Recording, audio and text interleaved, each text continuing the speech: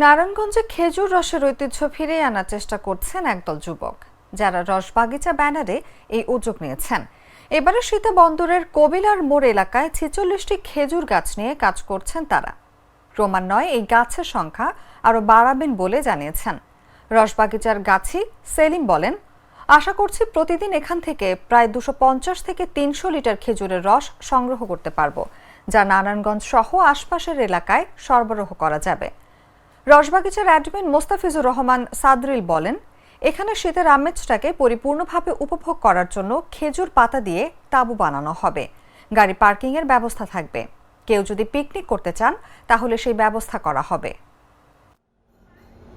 আমরা মূলত দেখতে পাচ্ছি যে রাজশাহী, যশোর এইসব জায়গায় এরকম সুন্দর খেজুরের গাছ দেখতে পাওয়া যায়, কিন্তু আমাদের শহরাঞ্চলে বিশেষ করে ঢাকা, নারায়ণগঞ্জের আশেপাশে এগুলি প্রায় বিলুপ্তের পথে।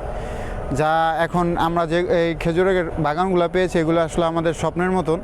এটা মূলত আমাদের মূল উদ্দেশ্য হলো এই তরুণ প্রজন্মকে এই বিষয়কে জানানো। আমি রসবাগিচা থেকে বলতেছি, আপনাদের এই শীতের আমেজকে আরও আনন্দময় করার জন্য আমাদের রসবাগিচা নিয়ে সবচেয়ে জন্য অথেন্টিক রস। এই রসের সাথে আপনি এখানে যথেষ্ট পর্যাপ্ত পরিমাণ যে প্লেস আছে, এখানে আপনারা বারবিকিউ পার্টি করতে পারবেন। তারপর এখানে আপনাদের গাড়ি পার্কিং সুব্যবস্থা রয়েছে। তার সাথে আপনারা চাইলে অনেকে একসাথে